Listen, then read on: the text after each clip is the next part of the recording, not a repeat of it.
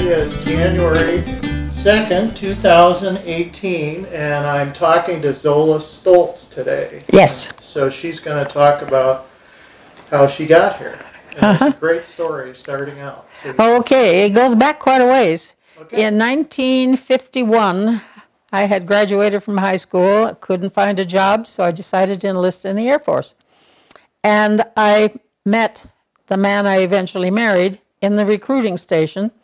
Believe it or not, we rode that train right down through Douglas here, which no longer exists, to San Antonio, Texas, where we did basic training.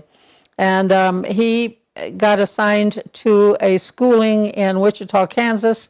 I stayed for basic there and was eventually sent to Riverside, California. Fine, join the service so you can travel and go right back home. But he eventually was assigned Oscoda, Michigan, which is there on Lake Huron, beautiful place. And we had like 30 dates in 2.5 years before we got married. I got out of the Air Force because I was in MATS, Military Air Transport Service, and he was in Air Defense Command, and there was no base we could be together. So we went to Michigan, had a daughter there, and when his 4 years were up, he got out of the Air Force and he went back to California, back to the railroad, where he had 12 years basically that he had put in there. Started when he was in high school, a young man, and decided that was a dead end and got back in the Air Force, and he was assigned to Tripoli, Libya. I had some time looking that up, and just because in my mind's eye, I'm going to be taking a baby into a jungle with lions and tigers and all that sort of stuff.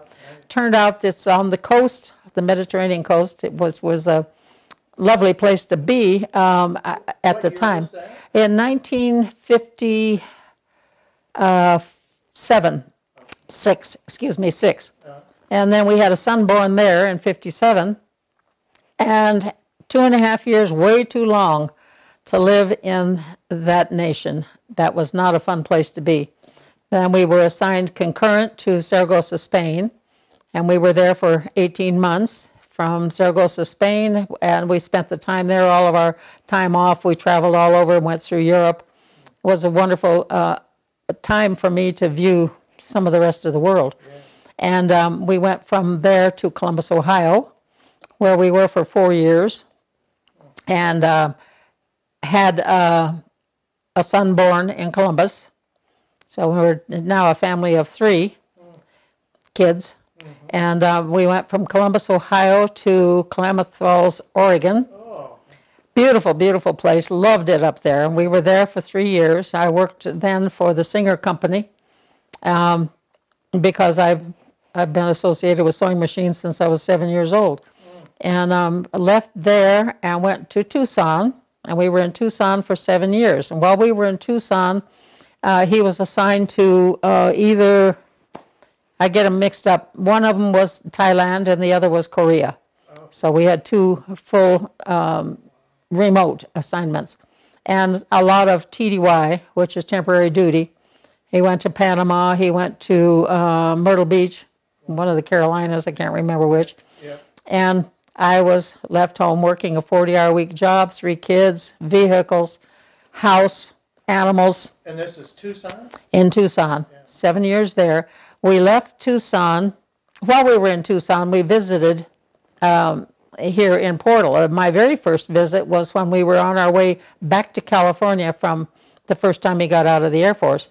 And say again, when was that? That was in the December of 1955.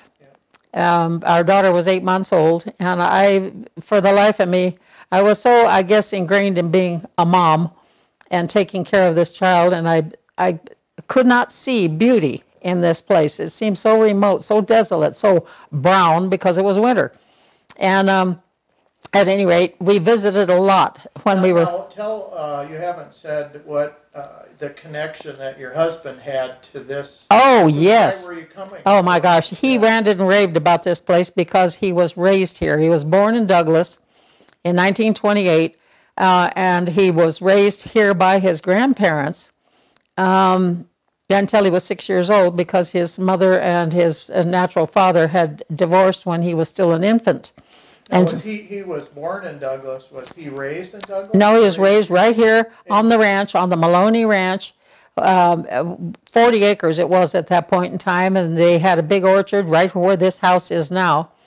And he had across the creek, he had a special rock. He went up and he played cowboys and Indians all by himself. Now, can you explain so that people understand the location? How far are up the canyon are we from? Okay, we are exactly 4 miles from the Portal store to the gate here now, which is about maybe an eighth of a mile from the middle gate, which is the one where they had a concrete platform that was poured sometime in the late 20s or early 30s.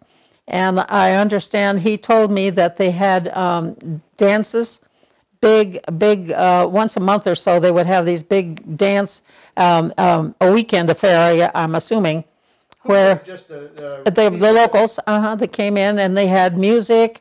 He, granddad, Maloney, Jack Maloney, he had carbide lanterns strung through the trees.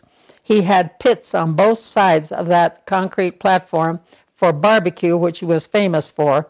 Junior Gomez and rodeo, whenever he'd take his barbecue into rodeo, which he did frequently, I guess, would always call Junior over and offer him a taste. He was his taster. And he said he knew this little kid was hungry for this kind of stuff. So Junior at that time was just a young. Yeah, he was just a little kid. So where was this platform? I mean, it's down, like I said, about maybe an eighth of a mile down here, and there's at that time was a cattle guard through there that disappeared sometime while we were in Denver, and we had to fill it in. now what was the road like when you? It was dirt. Okay. And there's a big rock there, what he called the White Rock, which has since, it's gotten darker. But the road used to come through the property, and they blasted that rock to get it off the property. And until such time as I came here, we still owned a portion of that road, even after it was paved. And I got here in 2003, August of 2003, permanently. Yeah. Well, let's go back because it's really interesting. In Tucson? No, Oh. back here. Oh, okay. Portal. Any other memories you have or stories that you heard from your husband? Like, that's fascinating to me about the dances. And Yes. But are there other things about the ranch that you Well, his granddaddy had a big orchard here. The CCC camp was down here. He picked up, he also raised pigs. Not the javelina, but real pigs. What kind of orchard do you know? Apple. And apparently it was a small, kind of a yellowish with a red blush on it. I'm assuming, right now the name escapes me. I'll come up with me it. Too, but there aren't a lot of yellow. It was a yellowish. Yeah, it was a very sweet apple. And I have his orcharding book down here somewhere. It's with a copyright date of 1928. So We'd like to look at it later. yeah, and take some pictures. it's a beautiful thing. And he had the orchard here, plus he had a family orchard across the creek. And What's the difference? well, the family orchard was just a few trees, and he had several different varieties. He had peaches and apples and pears, I think. Yeah, I know pears. They also had some nut trees over there. And I know that the 4 pear trees that had to have been, at the time I arrived here, at least 75 years old. The first year I was here, I got 300 pounds of pears off those trees that were humongous, bigger than the opening in a mug, not a coffee cup, but a mug. Yeah. Bigger than that. So what do you do with 300 pounds of pear? I canned them. I made all sorts of things. I canned them up, and I dried some of them, which was great. Yeah. But I've not seen a pear since. So apparently that last was just a welcome here. And And the orchard, and I understand now the family orchard was this is produce for the family Yeah. going to eat. But the other, what did they do with the apples from the main orchard? he sold them down into Douglas, And he also used to go down to, they had a base, a military base down there, and he got some of the garbage, if you will, for his hogs, plus from the CCC camp here, and that's how he kept them going. What about water? What did they irrigate? And he had a 25-foot water right behind the house.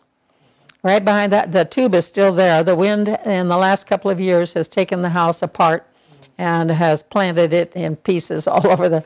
Did he have to irrigate the Yes, he did. He had a ditch, Yeah. which is still, part of it is still there. He also, on this side of the creek, when I first came here and I was hiking down with my husband, and I said, "What is this?" It looked like a trench that had rock walls on the side, and it looked like what it was you could drive a car over it and then get down underneath it for all this. It turned out to be a bleeding pen for the butchered animals. Oh, the way they butchered it. Uh-huh. Yeah. And I couldn't understand what the water pipe was there for, and that's when my husband explained to me what it was. Yeah. Up to that point, it was my imagination. And again, would this have been 1955, or is this later? Oh, this was quite a bit later, because when we moved into Tucson, the rest of the time we were overseas. There was no way we could come here. Right. The only time I had visited, the very first time, was when Lynn was 8 months old. Yeah. And that was in 1955. But then when you lived in Tucson. When we lived in Tucson in the 60s, we used to come here at least once a month. Okay. What was can you tell about what the store or the downtown portal looked like at that time? And At who was that living time, there? gas pump that's on that building there, Yep. that they told me, the owners of the building now, that was not the one that was in front of the store, but it's just like the one that was there. Okay. And it was such an anomaly for me, and I asked, "Can I pump the gas?" And you crank that handle till the tank fills up with the gas, and then I don't know how you click something and it would pour into the gas tank, and then you would fill it again until your vehicle was fill full. up your gas at the store. Right. Yeah. What else was it? And that when I first walked into that store, and this was when my daughter was just 8 months old, Yep. there was a heating stove in the middle of the store. It's kind of like what you see in the movies, old-time movies, photographs. They had a pickle barrel. Oh. Guys were sitting around this heater because it was in December. So this is a wood burning stove? Uh-huh. Yeah. Yeah, and cowboys with the hats, some of them hanging them on their knees, jeans, Yeah. flannel shirts. Yeah. And the back room, apparently, somebody told me at one time, was a dance hall, but I never got back there. Yeah. I was just introduced, and he'd gone in to visit some of the people there that he knew. Yeah. And as far as I remember, I was not introduced to anyone. I was just in there with my daughter. When you walked in, I can get the picture of the cowboys sitting around the fire in the pickle barrel where was their canned goods? Or Yes. What did they sell? I don't remember too much about it. I was so taken with the pickle barrel. That's not something I ever saw in the stores in California where I was raised. Yeah. And it was like stepping into a scene in the movie. Yeah. And I was more taken with that gas pump, as silly as it sounds. The pickle barrel and the Yeah, picture. And the pickle barrels in the old days, they were just a way they stored them, and you went and got it. Right, it was in brine, and I guess they used some sort of a scoop or something, but I asked what it was, and they said it was a pickle barrel. Yeah. Do you remember who owned the store at that time? Newman's Okay. at that point in time, Yeah. as far as I remember. And then now today, when you go past the store, you end up at the post office and the library. Were they there at that point, or what? The post office at that point in time was a one-room schoolhouse. I don't know when it was changed from the schoolhouse into a post office, because I think there was a post office then in the 50s. Yeah. I have no way of really knowing. And the library, what's now a library, was the older kids, because he went there for 1 year in the 8th grade. Oh. He was born George Raymond Myers. When his folks divorced, he was just Pat, because he was born on St. Patrick's Day. It had nothing to do with his name. Yeah. And so he had this little Pat Maloney, they called him then when he was in school. Yeah. And when he got out to California, they entered him in school, and when he brought his first report card home, it said George Pat Stoltz. Oh. She said, why did you put this name on there? Right. And he started to cry. He said, I want the same name as my daddy, his stepfather. And we changed that name after our daughter was born, when he got out of the Air Force, when the very first time we got out to California. Yeah. And that was legally changed to Stoltz. So, but he went all through life. He enlisted in the Air Force, everything, as George Pat Stoltz. So the George Raymond and Myers part never came back. Yeah. So when you were in Tucson, how often would you come down here? Almost once a month, and the kids absolutely adored it. And we had a dog that we carried with us. We even bought a cat one time. The kids kept the kitten in the tent. What did they enjoy? Hiking. Just being able to get out and go and not have to be, watching signals on the streets and the cars, and just being out where there wasn't anybody except us. Were there other kids around here at that time? Not when we were here, not that they knew, because this is a little bit of ways from downtown. Right. Downtown. Yeah, right. We had all kinds of fun, and I remembered we had a Volkswagen camper van, and the back end of it had an elevated bed that was almost, about a queen size, I imagine. And the kids, we bought a tent for them, and they would sleep there, and then we would be in there. And I slept in there with my back to a window and put my back out, and trying to get back and forth. But then we could drive across the creek. And since then, the early times, that creek has dropped 5 feet. And it's these huge boulders, and then they've got this bit now, we're part of the Gila watershed, and we're not supposed to even move a rock without permission. Right. But at that time, we drove that Volkswagen back and forth across the creek. When you guys were so you were on the property and you were camping. Right, we were over at the old cabin. We used to sit on the porch there and watch the skunk come in at night. I was just going to ask you, were there any memories you have about animals that you could tell us about? The one, his grandmother was a wonderful cowgirl, I guess you call her. She lived here. She knew Geronimo and Cochise. She talked about them. She fed people. I know one time the Game and Fish came through, and they had a senator or somebody with them. And as they do out here in the Wild West, she invited them to have dinner with him, which they accepted. And when they got ready to leave, the Game and Fish said, "Mighty good goat, Ms. Maloney." It was venison. And she was a crack shot. My husband related one time she stepped out on her porch, and there were 4 deer feeding not only groundfall, but some of them up on their hind legs, plucking fruit off of their little private orchard. She reached back in the house, got her rifle, and shot 4 deer in 4 shots. They all took off after the first shot. She dropped one right there under the trees, one in front of the house, one at the base of the hill, and the other one as it had started climbing the hill. Oh, that's amazing. How about mountain lions? Are there any? She carried what she called a 6-shooter on her hip, and anytime she went hiking, and one of them followed her home one time. And she didn't want to kill him, but if it was her or the animal, it was going to die, not her. Yeah. What a life. Yeah, can you imagine? No, I can't either. They got married in 1906, and I'm assuming at that point in time is when the property became the Maloney's, because Joe Sanders is the one that homesteaded in 1886. And was Sanders... Sanders was his great-grandfather. Emma Maloney, his grandmother, was Sanders' daughter. Okay. And I'm assuming that he gave them the 40 acres as a wedding present. That I have no way of knowing that. And it was patented in 1912, the same year Arizona became a state. Now, what does patented mean? Because I don't... I'm sorry, patent. Well, it made everything legal, the Homesteading Act. Okay. And so then it became your property, yes. I think. Yeah, absolutely. It was no longer a homestead, it was the property. Yeah. Wow. Wow. And did they live their whole lives here then? Yes, they did until early 50s when Granddad took ill and they moved to Douglas to be near the hospital. Yeah. And then Grandmother was so stove up with arthritis, she eventually was in some portion of that hospital her remaining years.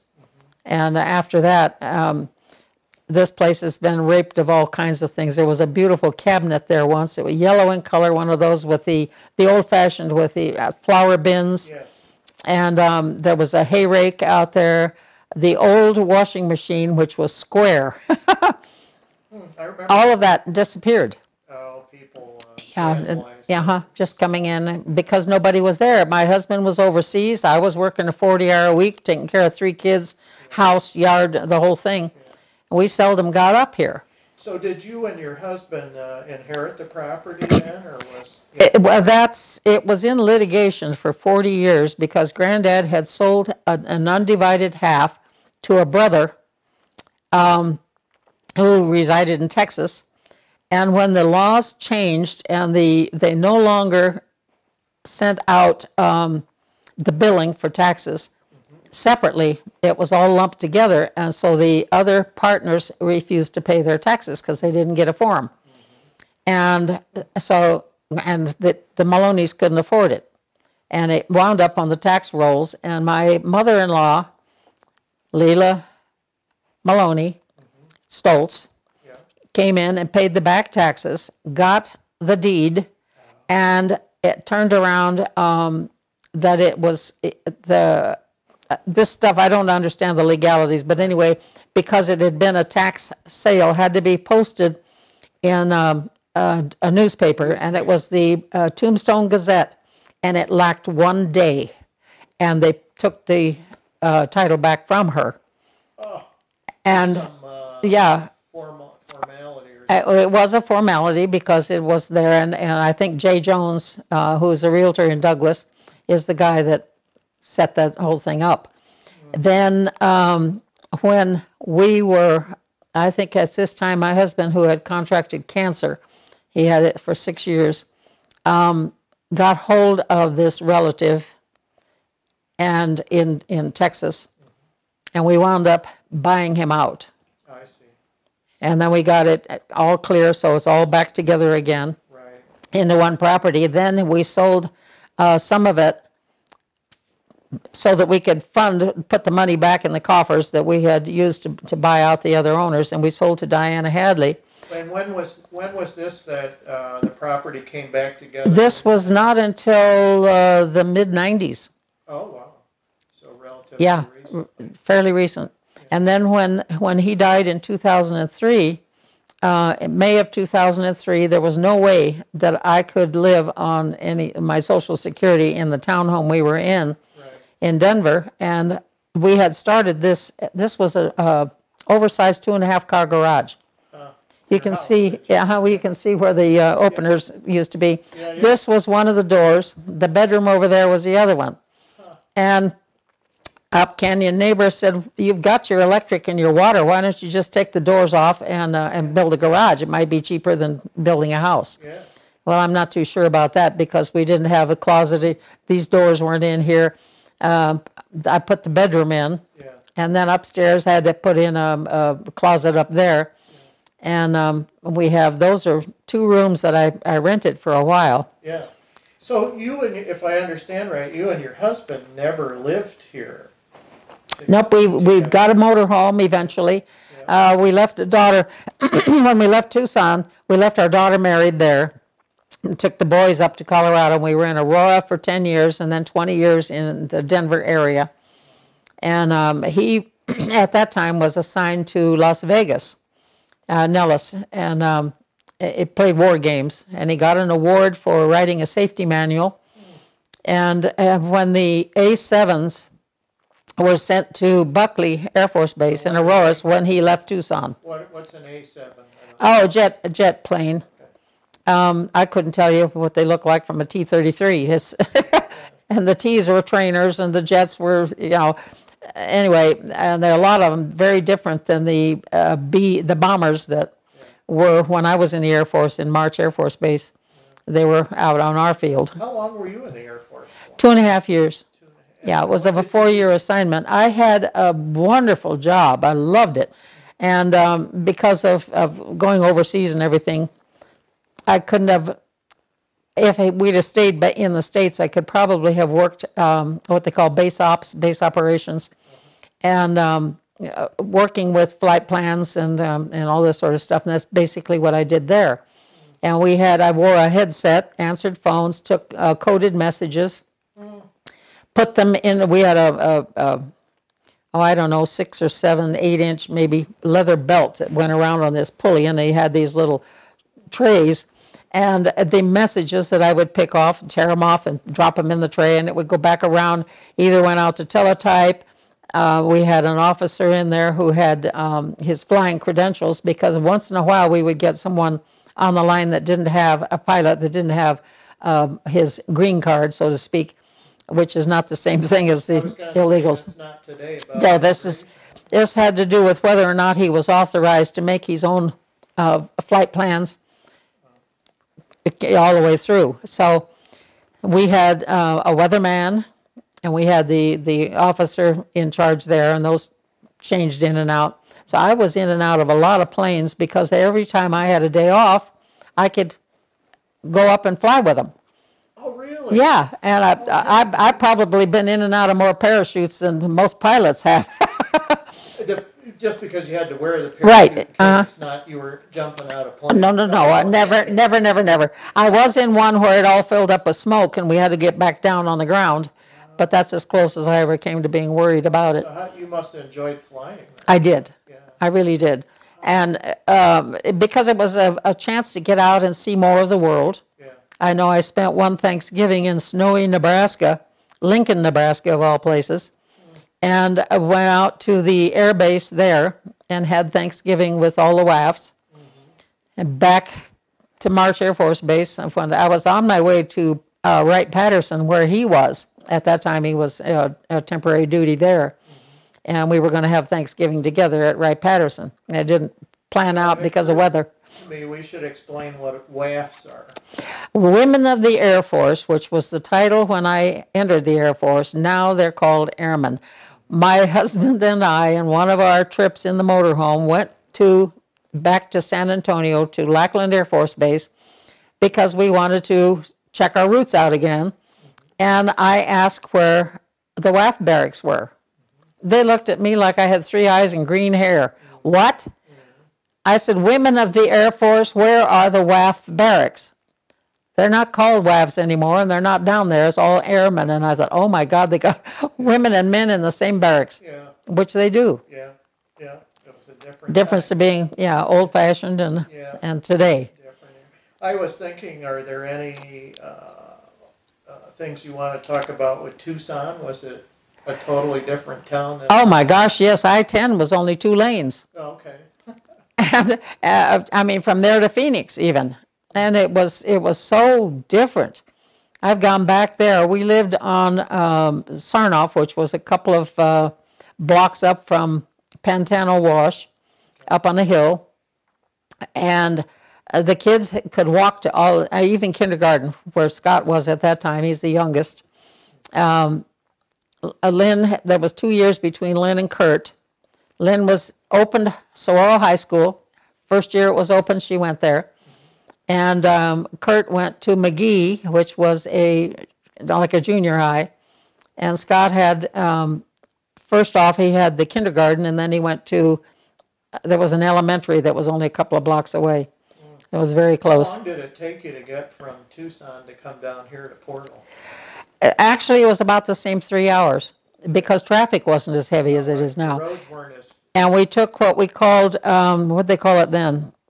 The Portal Road from San Simon to, yeah, which is still the Foothills Road. but then that was a holy terror, because it's like a boulevard now, even though it's dirt. Right, And when we got into a lot of those switchbacks, it was nothing but rock.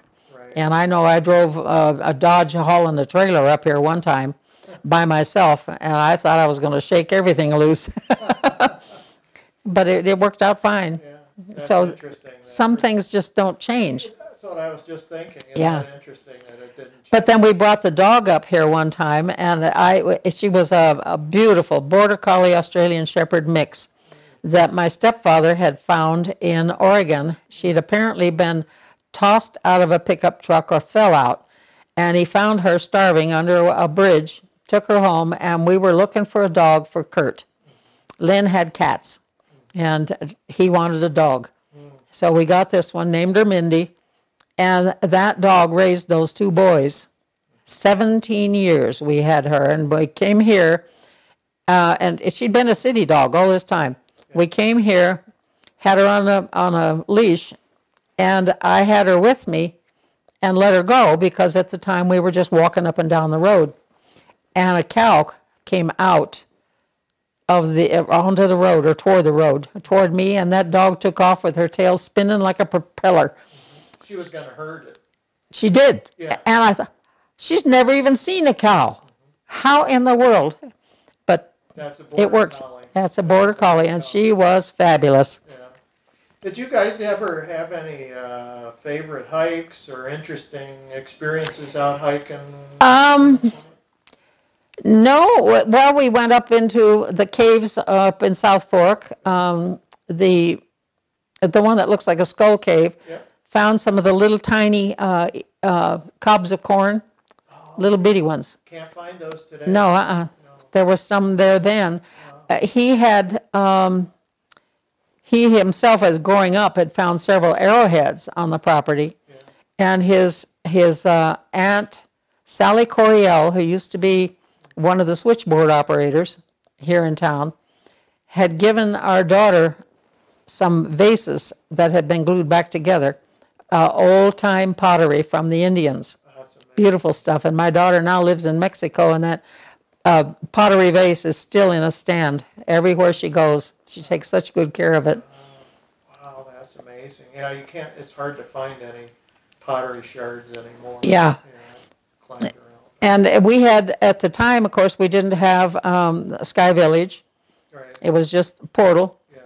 And Linda and Paul Paul Hurt, Linda Jacksey, it's the third place up, right in the bend at the next bridge. Right. Theirs had been built, and we had just started on this one. I think we started on this in 2000 and finished it after I moved in 2003. You know, I was thinking back, at what point when you first came, did they have electricity here? Yes. They did? Yes, grandmother had electric lights. Okay. Phone service. Yeah. That's pretty amazing. It was still one of those. Yeah, I'm trying to think back in that era. And then wasn't there another orchard closer to... There were a couple of them. One was a peach orchard. There was another apple orchard. I don't know who they belonged to or exactly where they were. Yeah. One not too far from the CCC camp. Yeah. Yeah. Do you remember or know any stories about the CCC? Only the one when they blasted that rock to put the road in. Yeah. There were some young fellows that had set the charges and everything, and I guess they count them, I don't know. Yeah. And when one didn't go, they drew straws to see who was going to check it. Yeah. And he headed toward it, and it blew. Took off the top of his head, killed him instantly. A young man. Oh, a shame. So that's the only thing I knew about that. Yeah. And again, this was all the stories that come through family. Right. Yeah, but those are good history stories. Yeah, and it's, I don't know, since, I have to tell you, when we came in here, the last trip we made through here in the motorhome, and What year about is it? this would have been at 2001 or 2, Okay. just before he died. Okay.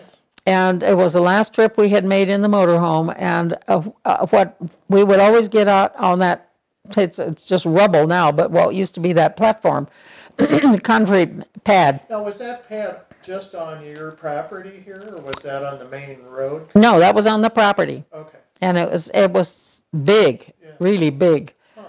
60 feet in one direction, but I don't know what the width of it was Wow. And it was made just for for the dances and stuff. Isn't that amazing? It was. They worked that hard. And, Terrific. yeah. But anyway, we parked there, and at one point in time, and this was maybe in 2000, were sitting there, and I was inside. We just finished breakfast. He was out doing what he does, just sitting in a chair enjoying life. And I was washing up breakfast dishes, and I heard him hail someone at the road. And he said, "Come on in." So then I got to dry my hands off and go see who it was. And it was Rick Taylor. And he had a group of 10, and he had a scope, and he set it up. And we had been watching a trogon right across the creek from the motorhome where we were parked. That bird sat out there and put on a show for these people. All 10 got to view it twice.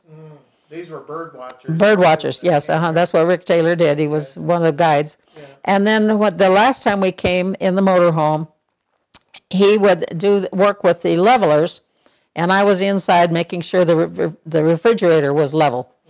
And I had just finished and stepped out, and I think I had on black shorts and a white shirt. Nothing colorful or anything. Stepped out onto the lower step of the motorhome, and here comes a hummingbird right here. And I said, "Well, hello, you." And it came up and touched my cheek and left. And from then on, it was home. Yeah. I don't know what there was about that. Yeah. But I said, "Oh, my goodness." And I just stood there. That's amazing. That's amazing. And so when did you move in here? Permanently in August of 2003. Okay. So And you then remodeled and then you moved Uh-huh. in. Yeah. Well, I remodeled while I lived here. Oh, you did. Yeah, Yeah. pretty much. Yeah. And what was going on in 2003 while you were, any memories you have of? It was very difficult for me becoming countrified from the city, getting accustomed to it, although I had everything here, an electric stove, which I was accustomed to. I don't like gas because of the odor. And again, you're by yourself because Yes. you lost your husband. Right? And I was becoming accustomed to, well, for me, that was kind of almost it sounds awful, but it sounds like a joyful period as well, because I had grown up as my parents' daughter. I went into the Air Force under a new order, if you will. Uncle Sam was taking care of me. Then I got married and I was Mrs. And when I came here, I became Zola. That's when I found me. Yeah, you're independent woman now. Exactly. Yeah. And I had to find a way to support myself because I'm on Social Security. We had some insurance, and I spent most of that doing this. How old were you when you moved here? Oh golly, 14 years. I'm 84 now. I was 70. Okay. Yeah. Yeah. So that tells us. Yeah. So, yeah, I was born in 1933. I'm a tardy firecracker. Born in Lompoc, California, where there's Vandenberg Air Force Base now. And now it's it's firecracker. a tardy firecracker. The 5th of July. Oh, That's my birth date. you had me on that one. I was like, I couldn't make any sense of that. Yeah. And we left there when I was 4, went to Santa Barbara for a year, and the rest of the time we lived in Hermosa, Redondo, and Torrance, Southern California. Most of that was Los Angeles County at that time. Well, you've lived in a lot of places. I have. So And back to you're 70 and you're here and you're learning how to be an independent woman. What were some of the things you did or learned, or what was? well, the first thing I came in here, Addie, Abigail Tollison came and introduced me. We had met her at the tavern one time when my husband and I were through there. And she lived in Portal? She lived in Portal. Yeah, she's lives now in Tucson, but she was here for a long time. Lovely What's her lady. last name again? Tollison. Okay. Yeah, I think that's it. Okay. But she introduced me to all kinds of things, and I joined everything there was to join here, except the hiking club, because I've never been that fond. I have a problem with my thighs not working when I do a lot of climbing, and I can do it, but it takes me a long time. So what were some of the things you joined? I joined the So What Club. I joined the writing group. I got, because I do a lot of handcrafts like this tablecloth. I joined the gallery and sat that. I did on the soup kitchen, which I still do every year. And then I gradually started getting rid of some of those and fell in love with the writing group. can you, because we're history and I mean, we sort of know what the writing group is, but somebody listening to this in the future, what was it? Can you just tell a little bit? It's a group of people, men and women, who enjoy writing all kinds of things. Delane, for instance, she would make a marvelous travel writer because her details on where she goes, what things look like, what they smell like, are so accurate. You're right there with her. We have people who make up stories, beautiful, beautiful stories. Carolyn Deering is one, an incredible imagination. Roger McCassin, an artist, a sculptor. He also writes. And we have Jane Salaya. I also had been part of the election board for about 7 years. Every year worked on that. And it was all stuff that I enjoyed doing, being a part of something and keeping my life busy. I didn't have time to sit here and mull over, what am I going to do now? I just kept on being Zola. Was it hard sometimes being alone? Or? No. And I wasn't looking when the guy that I married 6 years ago, Nathan Gibson, wasn't looking either. Both of us had lost our spouses to cancer. I think this was in, let's see, we've been 6 years. This is 2011 is when we got married. But we had met, I think it was 2008 or 9. Well, you told me earlier before we turned on the recording, and so about how you guys met. This was absolutely ordained. He was working a church breakfast. The first people that came in were a couple of guys. He said, ask them if they were birders because they had binoculars. Turned out one was from Portal, and it was Richard Spite. And he asked him if he could come and because he does mothing. He's a amateur lepidopterist. He collects moths and butterflies and mounts them and things. Beautiful stuff.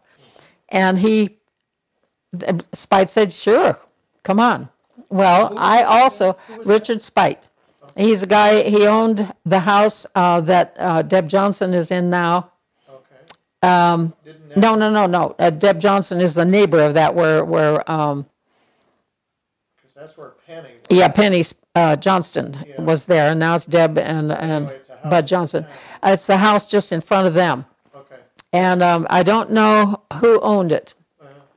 But anyway, he had purchased it, and Nate got permission to come there. Well, I also cleaned the house for him. And he's absentee owner, and all I had to do was clean that house, which generally took me about 3 hours, anytime I wanted or whenever it fit my schedule, because as long as it was done by the time he and his wife got back in here, they didn't care. So I chose just arbitrarily this particular day, and I can't tell you what day of the week it was, but I was in there, and it comes a knock on the door, and this gentleman comes up, introduces himself, and wants permission to set up his traps. And I didn't know what he was talking about. And I said, I can't give you that permission because this isn't my house. But I've got 22 acres up in the forest. Come on up.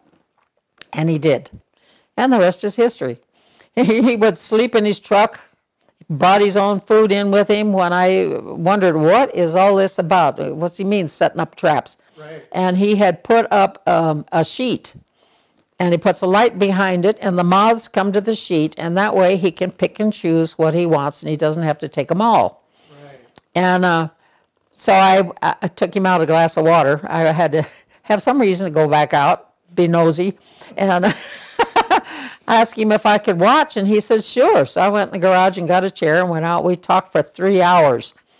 And I invited him for dinner. Nope, he carries his own food. He's going to sleep in his truck. Okay, that's fine. And the next day went by, and then the day after that, he's back again. And he set up another trap, and we sat out and talked again. And I invited him to dinner again, in which he wouldn't come. And the third time he did this, which was a couple of weeks later, I said, look, you might be comfortable out there in your truck, but I'm not. I've got a room upstairs with a lock on the door. Come on and use it. But then he allowed me to feed him. Closest way to a man's heart's through his stomach. Yeah, had to try 3 or 4 times, but it I did. paid off, didn't it?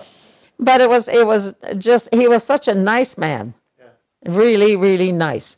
And he had a very unusual hobby, which I enjoyed talking to him about. We found we have so many commonalities. And then, The rest is history. yeah, he proposed, which was also fun. His son lives up in Queen Creek, Santan Valley. It's up east of Phoenix, Okay. in the hilly area up there. And his granddaughter, an adult, I think at the time she was 19 or 20, was being baptized. And because the font in the church was broken, it was to be done at her aunt's or uncle's pool. So we went up anyway, and he took this gift. A box had been all wrapped up for several days, and carried that up there, and it was heavy.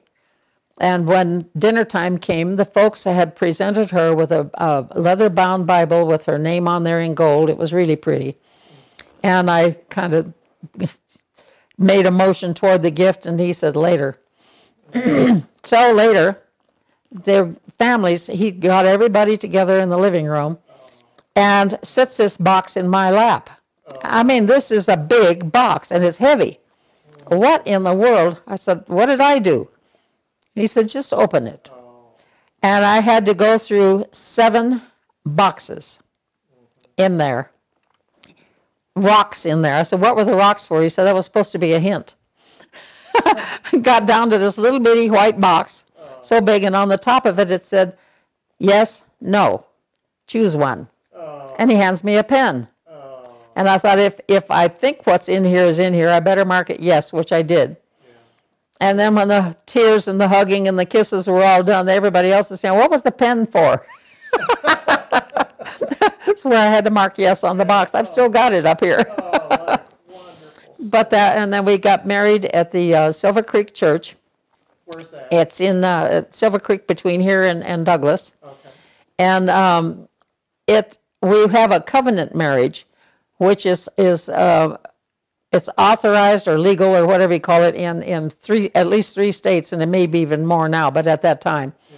And because I have TRICARE for Life medical, right, because my late husband was in the military, if I got married through the law with a but you have to go and get a license, right, yeah, and all of that, I would lose it. Yeah.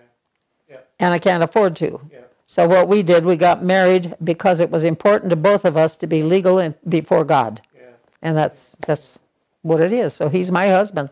Yeah, what a wonderful story. Yeah, it's been it's a good life.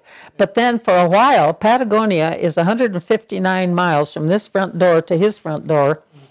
And my 5-year-old Kia out there now has 113,000 miles on it. A lot of driving. Of course, we have to go to Douglas for groceries. Yeah. If I had medical appointments, which I did at that time, yeah, was in Tucson. Yeah. Oh. That's 3 hours and back. Yeah. And then every once a year, I meet with some school friends in Laughlin, and we have a good time up there, and that's a few miles. Yeah. We've been back to Colorado to visit people. Went to Wyoming for some of his family. And back and forth to Queen Creek and to Chandler. Chandler, he has a daughter. He has a son in Queen Creek, and there's a son in Wyoming. Then out to California, where he has a daughter. Oh. And my sister and my aunt are both out there. Oh. So it's, that's how we put the miles on. Yeah. And at that time, my daughter was living in Santa Fe. So it was a nice overnight stop on the way into Denver. Mm-hmm. Now she's living in Mexico.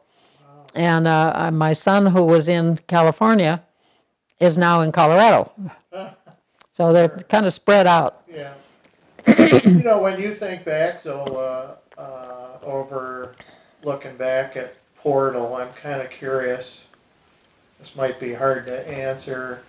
Have you are there some things that have really changed here in Portal? And at the same time, are there other things that have stayed the same, that aren't any different? There's a lot of it that is not any different, and what changes I've seen, perhaps because it's my mindset, I choose to pick the good stuff, is all been beneficial. It's been good. Well, what are some of the changes and what are some of the things that have stayed the same? I'm curious. It's so difficult for me to even think that because I've been in the middle of all of this, and if there are changes, Yeah, it's only been in my life, yeah, not so much what's out there. yeah, What I have always enjoyed about this, and it's still there, is the fact that Portal and Rodeo are these two communities, arm in arm. yeah, And this is reminding me so much. I was raised in Southern California during World War II. right, And at the end of the war, everybody, and during the war, everybody was shoulder with their neighbors. We looked after each other. We helped with each other's kids. And we have somewhat the same thing here. and yet they're very different, it seems to me. The communities are very different. They Do you are. agree with that? Yes, they are. And yet we all come together. Yeah. Whenever there's a problem, whenever there's a joyous occasion, we all come together to celebrate it or reminisce. Yeah. And to me, this is a beautiful life. What do you enjoy about it? What are some of the things that are most enjoyable about living here in the community? The love, the community love, and neighbor being neighbor. Because I'm not a stranger. I haven't been since day one. And that's the one, but there are some, and I've noticed people coming in here, their comments are the same thing. They're instantly incorporated into this family, if you will, of Portal and Rodeo people. And the two telephones is what's really blows my mind. And the fact, working the election board, we had people there from Rodeo. That's another state. Right. And How do you explain that? So yeah, tell us about the election board a little bit. we had both Celayas. Tony was the guy that spoke the two languages. And at that time, we had a 6-member panel. What year is this? Well, it was 2000. It's been a lot of local elections, Yeah, plus the major ones. but this is the early 2000s, huh? Early 2000, mid 2000s, right on up till, oh golly, I've been out of it now like, I guess 4 years. Yeah, so up to 2014, 2013, Uh-huh. something like that. And we had 2 judges, 2 clerks. The Nancy McAvoy was the main person, and we ran a tight ship. The gal from the store, Nancy Clute, was one of the judges. And she's from Rhode. Rodeo, they're ranchers in Rodeo. They also own the Rodeo store. Her husband came in to vote, and she said, "Where's your ID?" "You know who I am." She said, "You go home and get your ID because the law says you have to have it." She sent him home, her own husband. That's how tight a ship we ran. And I get a little bit upset over some of these elections now that let people wander in and take them at their own word as to whether or not they're legal. You better have your license. That would be a national election. You could come over from Rodeo, Yeah. which is in a different state, and Yeah. vote here. And phone numbers. Right. Rodeo, New Mexico is not long distance from Arizona, Yeah. not from Portal. Yeah. All the Portal phone numbers, like we were back in the late 40s, early 50s, 4-digit phone number. All you have to remember is the 4 digits because everybody in Portal's 558. Yeah. Same thing in Rodeo, they're all 557. Yeah. And we don't have to dial the prefix. Yeah. I'm jumping around in my questions, but It's okay. do you remember anything about what you said when you first came through? You were on the train and you went through. The train went through Rodeo. Do you remember anything about Rodeo? Or Only that Pat had come to me, and he's ranting and raving again like he always did every time he got into a conversation about this area. He just went on and on and on because he was so ingrained here. This was his home. Yeah, he loved it here. He really, truly did. And when we went through Rodeo, he's telling me about the people there, and it didn't mean anything to me. because I had gotten on the train in Los Angeles and I'm on my way to Texas. I don't know from nothing. Right, right, yeah. So you know, yeah, that's funny though. But he sure loved it. He did. We both of us, when we got on the train, were acting corporals. I had one woman who was I was overseeing her, and he had a carload, 14 guys he was over. And the guys were not allowed out of their car, but he could, except at meal times. They had to stay back there. Gloria and I had the run of the train. That's great. And we went back to in the old trains, you had quite a big vestibule where the hinges were and everything. Was a little flooring in there, and you had windows that you could open and close. And we'd stand in there, and the guys would come out, and we'd sing. That's all the way to Texas, except for during the night when everybody's asleep. We were back there singing. It's just as a way to pass the time. And it was fun, and it was a way to get acquainted. Yeah. Oh, isn't that wonderful? Yeah, it was Different times. truly different times. Yeah. You know, are there, as we're sort of wrapping up, are there anything you want to add, or anything I should have asked you about? Well, in this, we could talk a lot about your military and the moving and all that, but as far as Portal or anything?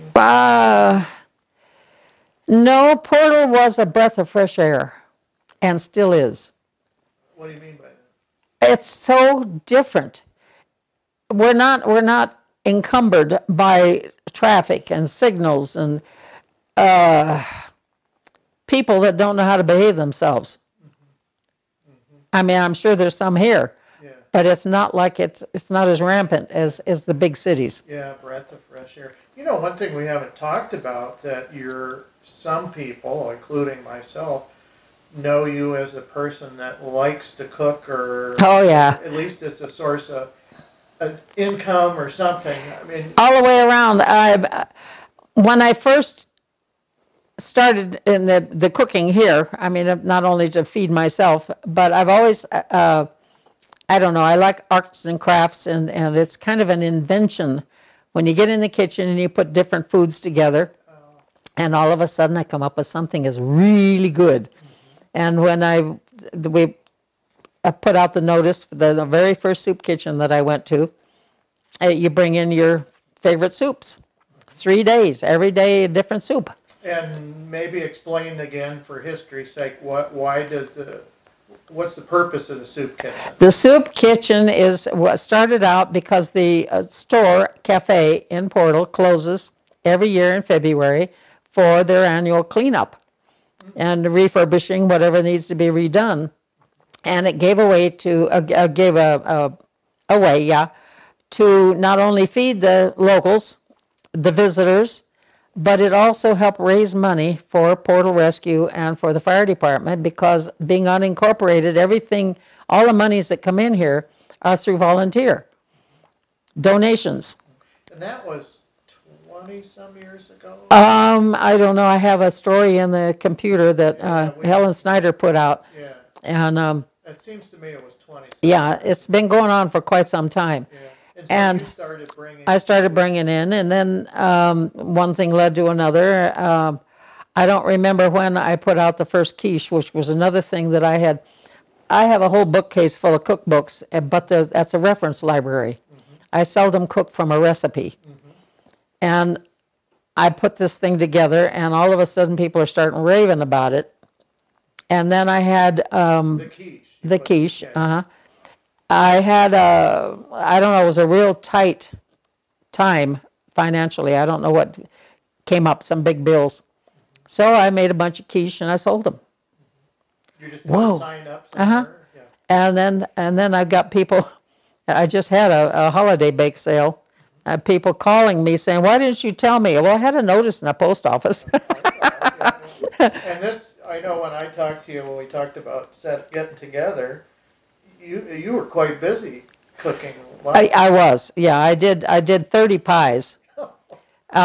Most of them were quiche, but I had 4 pecan pies, 2 chocolate and 2 cream brandy, and then I had 4 pumpkin, and the rest were all quiche. Yeah. And I had fruit breads and cookies and. Do you do that throughout the year, or is it just a holiday Well, thing? no, whenever somebody wants something. And now what I'm going to do, fortunately, I had several people that called in and wanted some more stuff.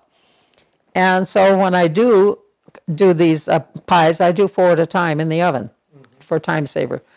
And so I had 8 pie crusts, Uh-huh. and I had 7 that were asked for, so I put an extra one in the refrigerator. I had somebody call me just the other day, do you happen to have? So now, Yes, I and I do. did. So now I'm going to go down and redo the pantry. I need the eggs and the sour cream and the half and half and all that sort of stuff, Swiss cheese. And I will make up several of them and put them in the refrigerator or in the freezer. Yeah, so you go down to Douglas and shop, is that what? Douglas, and if I can, sometimes on the way over to Patagonia, I would use the Walmart and the Safeway in Sierra Vista, because that Safeway is set up like a Whole Foods, and it's beautiful over there. And I can pick up some of the ingredients that Walmart down here does not have. Yeah, yeah. But it's just, it's a, I don't know. For me, working in the kitchen is just like sitting and crocheting. It's relaxing. Oh, that's good. And you're being creative, Uh-huh. you know? And Like it you fills, said. it fills that need, I suppose you'd call it. Yeah, and it's not like work, so No. it's creative. I taught myself to crochet when I was pregnant with my first child. And it's, now I've entered stuff in the county fairs and gotten blue ribbons and just had a lovely time doing it. And you're still doing it? Yeah. Yeah. Oh, neat. Yeah, for no reason at all. I just do it because. Yeah. It's just, who uses homemade tablecloths anymore? Well, they're beautiful. And there's a year and a half's worth of work in there. Is that right? For what you have. Yeah, sitting right there. Yeah, this one I've got here because I have to block it, and it's out, so I don't forget. Oh, man. Yeah. I can't imagine a year and a half. Yeah, well, I mean, that's TV work. Yeah. I'm sitting and I cannot just sit like this, because if I do, I go to sleep. Yeah. Did you ever sell things at the gallery? Yes, I did. What did you sell? Scarves, then when the big fuzzy scarves came out, I did some crochet work. I had skirts and shirts and things that I made. I can't remember all of it. A little bit of everything. Yeah, I tried to.